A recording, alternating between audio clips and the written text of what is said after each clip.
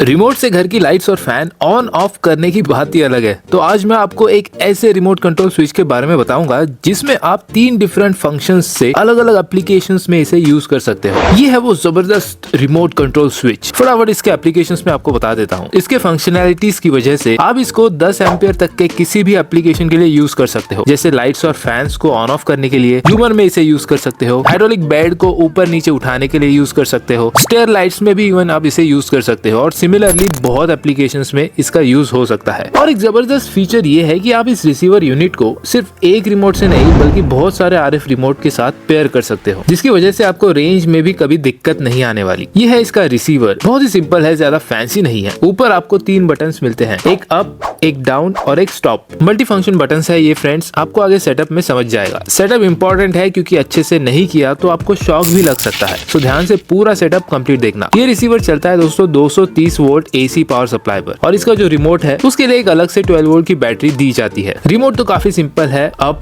Stop और down के 3 buttons है, एक एंटेना यहाँ पर दिया हुआ है। आरएफ रिमोट है दोस्तों, लॉन्ग रेंज आपको 200-300 मीटर तक की मिल जाती है इस रिमोट के साथ। बाकी आगे हम अलग अलग रिमोट के साथ इसे पेयर करके देखेंगे फॉर अलग अलग रेंजेस। अभी रिसीवर यूनिट को क्लोजली देखते हैं तो यहाँ पर रिसीवर यूनिट बहुत ही सिंपल है, जैसा मैंने पहले बताया था। व्हाइट कलर की एबीएस प्लास्टिक मटेरियल की बॉडी है। बाकी जो सारी चीजें हैं टेक्निकल, वो इसे हमें खोलने के बाद ही पता चलेंगी। तो साइड में आपको इसके 2 अटैचमेंट्स दी जाती है जिन्हें प्रेस करके आपको इसे ऐसे ओपन कर लेना है। अभी अंदर के साइड है पूरा जादू। यहाँ पर आप देख सकते हो 2 रिलेज लगे हैं और उनके कनेक्टर्स भी लगे हुए हैं। तो आपको जो आउटपुट निकालना है वो यहीं से निकालना है। साथ ही इनपुट आपको जो देना है वो लाइन और न्यूट्रल 230 वोल्ट एसी का ये साइड देना है। यहाँ पर एक बजर दिया हुआ है, जब भी आप कोई बटन प्रेस करते हो तो यहाँ पर इसी बजर के थ्रू फीडबैक आपको सुनाई देता है। उसके बाद यहाँ पर एक जंपर पिन दी हुई है जिसमें आप 3 अलग अलग फंक्शनैलिटीज से इसे ऑपरेट कर सकते हो, वो आगे हम देखेंगे। बट ये जंपर वाली चीज बहुत ही इंपॉर्टेंट है। ऊपर की साइड इसका आरएफ रिसीवर लगा हुआ है जो इसके रिमोट के साथ हमें पेयर करना होता है और यही जो है वो सिग्नल रिसीव करता है। बाकी ये साइड जो है वो इनपुट एसी वोल्ट्स को रेक्टिफाई करने के सर्किट्स दिए हुए हैं। और दोस्तों ये सारी चीजें आपको मिलती है इसके अंदर। साथ ही ये जो एलईडी इंडिकेटर है रेड कलर की, वो यूज होती है जब भी हम इसे पेयर करते हैं उसके इंडिकेशन के लिए विद साउंड। तो अभी इसकी वायरिंग करते हैं। वायरिंग करना बहुत ही जरूरी है देखना, क्योंकि अगर आप इसे प्रॉपरली नहीं करोगे तो सर्किट ओपन है, उसकी वजह से आपको शॉक लगने के चांसेस ज्यादा है। तो सबसे पहले इस क्लिप को हमें निकाल देना है जो वायर होल्ड करने के लिए बहुत ही यूजफुल है। और उसके बाद आप जैसा यहाँ पर देख सकते हो, यहाँ पर लाइन और न्यूट्रल का एक अलग सॉकेट दिया हुआ है। उसके साइड में 2 सॉकेट है जिन्हें मैंने यूज नहीं किया है इस वीडियो में। और उसके बाद है ये जो 3 अप, कॉमन और डाउन हमारे आउटपुट सॉकेट। तो सबसे पहले फटाफट हम क्या करेंगे, 2 वायर्स लेंगे और इनपुट साइड यानी लाइन और न्यूट्रल में लगा देंगे। रेड वाली लगाएंगे लाइन में और ब्लैक वाली लगाएंगे न्यूट्रल में, और ये सीधी जाएगी हमारे 230 वोल्ट एसी में। तो आप आगे इसको प्लग भी लगा सकते हो सॉकेट में डालने के लिए। ये वायरिंग होने के बाद हमें आउटपुट की वायरिंग करनी है। तो मैं 3 वायर्स के टुकड़े यहाँ पर लूंगा, 2 रेड और एक ब्लैक, जिसमें से ब्लैक वायर मैं लगा दूंगा कॉमन को, क्योंकि ये 2 रिलेज हैं। तो यहाँ पर मैं 2 लोड ऑपरेट करके आपको दिखाऊंगा, तो इसलिए दोनों के लिए हमें कॉमन एक ब्लैक वायर लगेगी। उसके बाद में मैं दूसरी एक रेड वायर लूंगा जिसे मैं डालूंगा अप वाले सॉकेट में, और दूसरी रेड वायर डालूंगा मैं डाउन वाले सॉकेट में। अब ये अप डाउन का क्या मैटर है वो हम देखेंगे पेयरिंग करने के बाद। इसके ऊपर की जो क्लिप हमने निकाली थी वो वापस लगा देनी है। ये रिलेज दोस्तों 10 एम्पियर तक के लोड को हैंडल कर सकते हैं ईच इंडिविजुअली। सो 10 एम्पियर तक के आपका कोई भी लाइट होगा या कोई भी फैन सोर्स होगा या मोटर होगी तो उसे आप इस डिवाइस पर कंट्रोल कर सकते हो। वायरिंग हो चुकी है दोस्तों, अभी हम इस पर लगाएंगे लोड। तो लोड के लिए मैं 2 जैसा मैंने पहले बताया था लाइट बल्ब्स का यूज करने वाला हूँ। तो उनके जो सॉकेट्स हैं वो मैंने यहाँ पर लिए हैं। तो वायरिंग बहुत ही सिंपल है। सबसे पहले जो सॉकेट है उसमें एक रेड वायर का जो आउटपुट है हमें डाल देना है। उसके बाद में दूसरे सॉकेट में, दूसरे बल्ब होल्डर में हमें जो डाउन साइड वाली रेड वायर का आउटपुट है वो डाल देना है।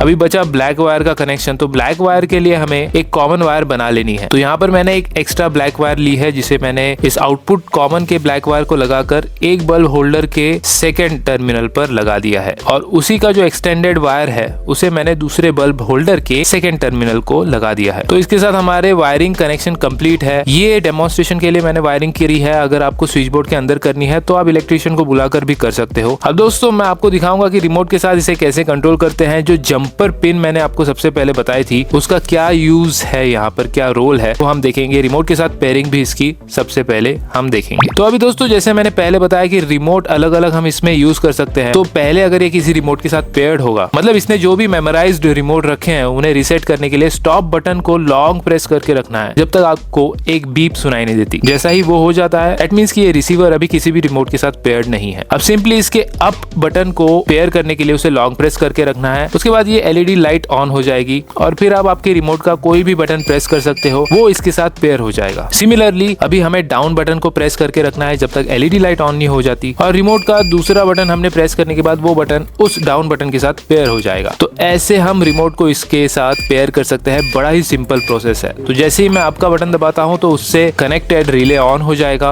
और उस रिले को कनेक्टेड आउटपुट लोड भी ऑन हो जाएगा। सिमिलरली डाउन का जो बटन है प्रेस करने के बाद डाउन वाला लोड ऑन हो जाएगा। तो पेयरिंग प्रोसेस आपको समझ गई। अभी मैं आपको दिखाता हूं कि जंपर वायर का क्या मैटर है। सो फ्रेंड्स, अगर हम जंपर पिन को डाउन पोजीशन में डालते हैं तो इससे क्या होगा, ये जो रिसीवर है वो फॉरवर्ड एंड रिवर्स में चला जाएगा। और ये हम यूज कर सकते हैं मोटर ऑपरेशंस के लिए, जहां पर हमें मोटर फॉरवर्ड चाहिए, मोटर रिवर्स चाहिए। तो इसमें क्या होगा, जैसे ही आप अप बटन प्रेस करोगे तो पहला लोड ऑन होगा, लेकिन उसी बटन को प्रेस करने के बाद वो लोड ऑफ नहीं होगा। वो लोड ऑफ करने के लिए आइदर आपको स्टॉप बटन प्रेस करना है या फिर रिवर्स बटन, मतलब दूसरा बटन प्रेस करना है, जिससे जो दूसरा लोड है वो ऑन हो जाएगा। ये देखिए, तो ये फॉरवर्ड रिवर्स का जंपर पिन है, पोजीशन है। अगर कोई भी लोड ऑन है तो उसे ऑफ करने के लिए आपको सिंपली बीच वाला स्टॉप बटन यूज करना है। तो ये था पहला जंपर पोजीशन डाउन। अब इस जंपर पिन को हम निकाल कर लगाते हैं अप पोजीशन में। अब अप पोजीशन में क्या मैटर है, जैसे ही आप पहला लोड ऑन करोगे वो ऑन हो जाएगा और उसी बटन को प्रेस करने के बाद वो लोड ऑफ भी हो जाएगा। अब इसमें स्टॉप बटन का कोई भी यूज नहीं है। जैसे ही मैं सेकंड बटन प्रेस करता हूँ, सेकंड लोड ऑन होता है, उसी बटन को प्रेस करने के बाद सेकंड लोड ऑफ हो जाता है। दोनों बटन को प्रेस किया तो दोनों लोड ऑन हो जाएंगे, लेकिन ऑफ स्टॉप बटन से नहीं होंगे। आपको ऑफ करने के लिए उसी लोड का वही बटन यूज करना पड़ेगा। तो ये था जंपर पिन का सेकंड पोजीशन। अभी सिमिलरली जंपर पिन की जो थर्ड पोजीशन है वो ये है कि आप सीधा सीधा जंपर पिन को निकाल दो, मतलब जंपर पिन लगी ही नहीं है। तो उस वक्त क्या होगा, ये मोमेंटरी मोड में चला जाएगा। तो जैसे ही आप रिमोट का बटन प्रेस करोगे वो लाइट सिर्फ तब तक ऑन रहेगा जब तक आपने रिमोट का बटन प्रेस करके रखा है। जैसे ही आप रिमोट का बटन छोड़ दोगे वो लाइट ऑफ हो जाएगा। तो मैं दूसरे रिमोट के साथ पेयर करके आपको दिखाता हूँ कि कैसे ये मोमेंटरी स्विच मोड में हम यूज कर सकते हैं। जैसे ही मैंने ऊपर का बटन दबाया, मतलब ऑन बटन दबाया, पहला लोड ऑन हुआ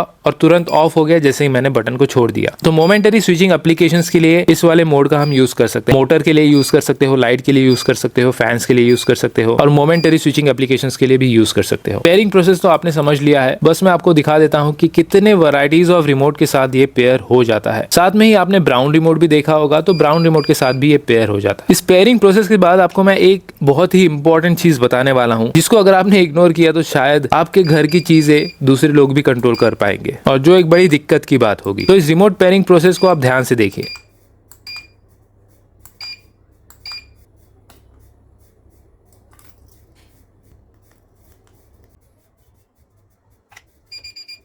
यहाँ पर मैंने सबसे पहले व्हाइट वाला रिमोट पेयर किया था और अभी मैंने ब्लैक वाला रिमोट पेयर करके रखा है। तो अब दिक्कत यह है कि व्हाइट वाला रिमोट भी आपके लोड को ऑन करेगा और ब्लैक वाला रिमोट भी आपके लोड को कंट्रोल करेगा, मतलब एक साथ दो रिमोट आपके एक ही रिसीवर को कंट्रोल कर पाएंगे। अब ये एक बहुत बड़ी दिक्कत होगी, क्योंकि अगर आपने किसी रिमोट को किसी और अप्लायंस के साथ पेयर करके रखा है और उसे रीसेट करना भूल गए, तो आप ऑन तो एक दूसरा एप्लीकेशन करोगे, लेकिन उसके साथ साथ तीसरा एप्लीकेशन आपका ऑन हो जाएगा, which might be very dangerous. तो उस केस में आपको हमेशा क्या करना है कि किसी भी डिवाइस को पेयर करने से पहले उसे रीसेट करना बहुत जरूरी है। बाकी इस RF रिमोट के एप्लीकेशंस बहुत वाइड है, जैसा मैंने पहले बताया। अगर आपको इस रिमोट कंट्रोलर को परचेस करना है तो मैंने डिस्क्रिप्शन में सेलर की डिटेल्स दी है, आप डायरेक्टली उन्हें कांटेक्ट करके इस रिमोट के बारे में इंफॉर्मेशन भी ले सकते हो, और साथ ही आपको परचेस करना है तो आप सिंपली डायरेक्टली परचेस कर सकते हो। मेक श्योर कि आप चैनल को भी सब्सक्राइब कर दो अगर इस वीडियो से आपको वैल्यू मिली होगी। होम ऑटोमेशन में बहुत ही इंपॉर्टेंट चीज है। चलो मिलते हैं नेक्स्ट वीडियो में।